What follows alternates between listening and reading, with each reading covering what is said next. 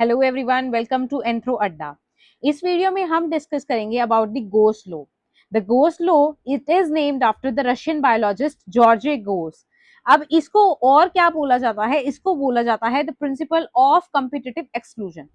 Competitive exclusion से क्या मतलब है कि दो स्पीशीज आपस में जो सेम रिसोर्सेज के लिए लड़ रही हैं, जो एक लिमिटेड रिसोर्सेज वाले इन्वायरमेंट में रह रही हैं, एक ही इकोलॉजिकल एरिया में सरवाइव कर रही हैं, वो एक दूसरे से compete करेगी उन लिमिटेड रिसोर्सेज के लिए।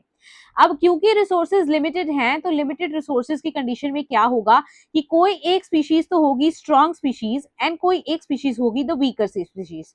तो इनके कंपटीशन में, इनके इस रिसोर्स पार्टीशनिंग के चक्कर में, इनके इस रिसोर्स के लिए झगड़े के चक्कर में या कंपटीशन के चक्कर में जो वीकर स्पीशीज होगी वो अबॉलिश हो जाएगी, वो विद टाइम एक्सटिंक्ट हो जाएगी, जबकि जो स्ट्रॉन्गर स्पीशीज होगी उसकी पॉपुलेशन विद टाइम और एनहेंस्ड होती जाएगी, क्योंकि वो वीकर पॉपुलेशन को एबॉलिश कर सकती है उस इकोसिस्टम से।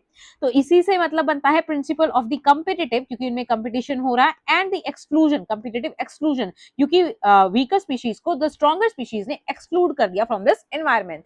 तो देखते हैं ये क्या कह रहा है। ये कह रहा है the two species competed for the same limited resources. The same limited resources cannot coexist in the same ecological niche for a sustained period. लंबे टाइम तक वो सेम पीरियड में, सेम इकोलॉजिकल निच में वो सरवाइव नहीं कर सकती। होगा क्या? वन ऑफ देम जो कि वीकर होगी वो विद टाइम एक्सटेंट हो जाएगी। इसको गॉस ने एक एक्सपेरिमेंट से शो करा था, जो इन्होंने करा था पैरामीशियम ऑरेलिया एंड पैरामीशियम कॉर्डेटम में। इन दो स्पीशीज में इन्होंने एक्सपेरिमेंट करा था। जब इनको अलग अलग डिफरेंट मीडियम्स में कल्चर किया जाता है, कल्चरिंग के टाइम इनको डिफरेंट फूड प्रोवाइड करवाया जाता है, जो इनके केस में बैक्टीरिया होता है, तो उस केस में ये क्या होते हैं, दोनों ही सरवाइव कर जाती हैं, क्योंकि ये डिफरेंट इकोलॉजिकल एरियाज में रह रही हैं।